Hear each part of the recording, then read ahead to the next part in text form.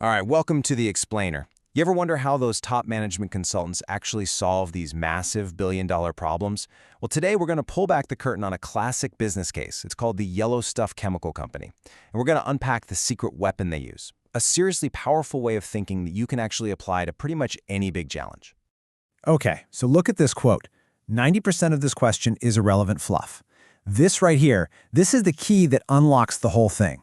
It's the big secret to how consultants can walk into a complete mess and just find the one thing that matters. So you want to see how it's done? Let's get into it.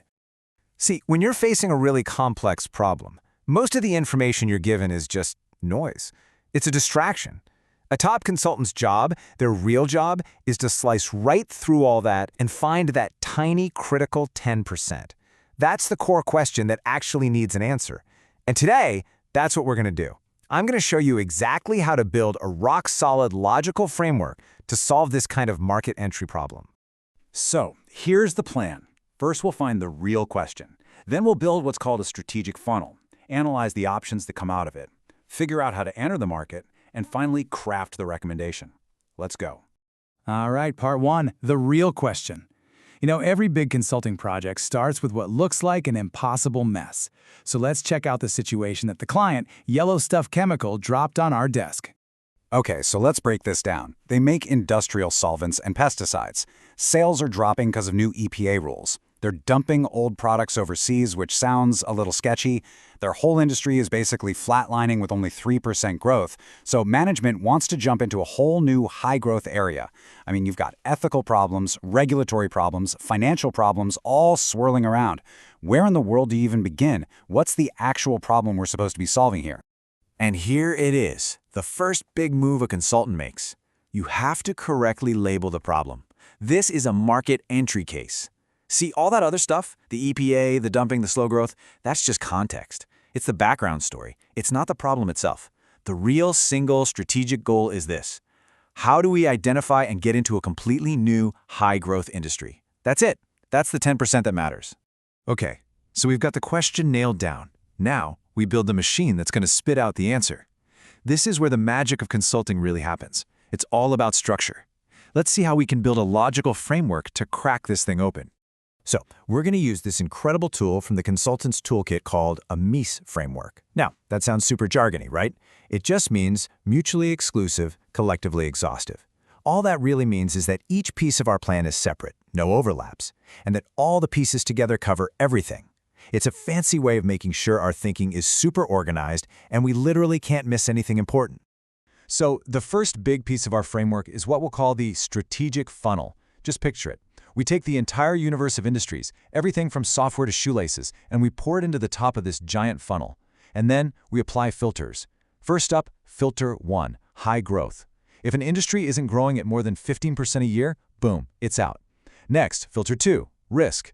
We only want medium-risk industries, so anything too crazy gets tossed. And finally, filter 3, strategic synergies. So what does synergy even mean? It's just a way of asking, where does our client have a natural head start? In this case, Yellow Stuff has a long history in business-to-business or B2B marketing and sales. So it makes total sense to look for other B2B industries, right? I mean, think about it. They can use their existing customer lists, their sales force, their distribution networks. All that stuff gives them a massive leg up and makes entering a new market way less risky.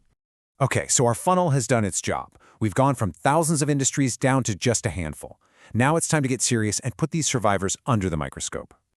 And what's so cool about this next part is that it's not random. The logic here isn't just made up on the spot. It's a direct application of a core consulting framework, kind of like the IVK system for those of you who know it. You can see how the thinking is totally systematic. It's a repeatable playbook, not a lucky guess.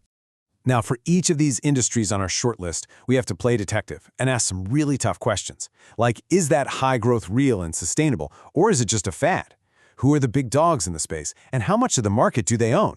What's going to stop us from just waltzing in and taking over? And maybe most importantly, what's our escape plan? You have to know your exit strategy before you even think about entering. All right, so let's say our analysis points to one winning industry. Awesome. But now we have another huge question to answer. How do we actually get our foot in the door? So there are really only 3 ways to do this. You can start from scratch, you can acquire an existing company, or you can do a joint venture with someone. Each one has its pros and cons, right? If you build it yourself, you get full control, but man, it's slow and super risky. If you buy someone, you get market share overnight, which is great, but it's going to cost you a ton of money. And a joint venture? Well, you share the costs and the risk, but you also give up a lot of control. So how do you choose? Well, it all comes down to the specific barriers in that industry. Let's take a clear example: government regulations. If you're trying to get into an industry that needs, say, FDA approval, that can take years. It's a bureaucratic nightmare. So in that case, buying a company that already has the approvals is a no-brainer. It's way faster and a whole lot safer. So let's recap. We figured out the real problem, we built a logical machine to find potential answers, and we've analyzed the different ways to execute. Now it's time for the grand finale, packaging all of this up into a killer recommendation for the client. But here's the thing.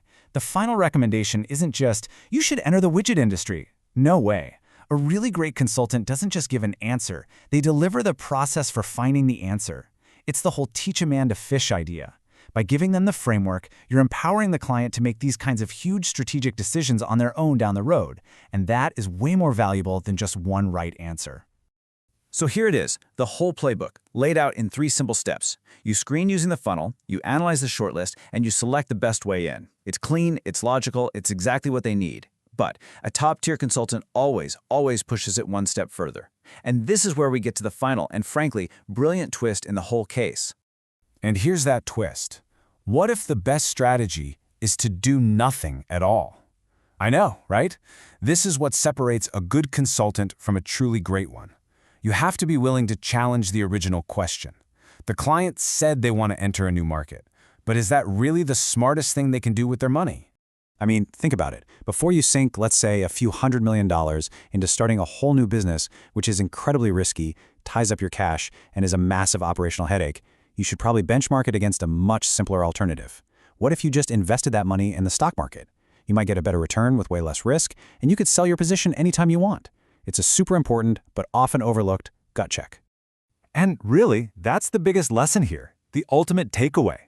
Being a great strategist isn't just about being a good problem solver. It's not about just answering the question you're given. It's about having the guts and the insight to step back and ask, is this even the right question to be asking? Because that is how you find the 10% that actually changes everything.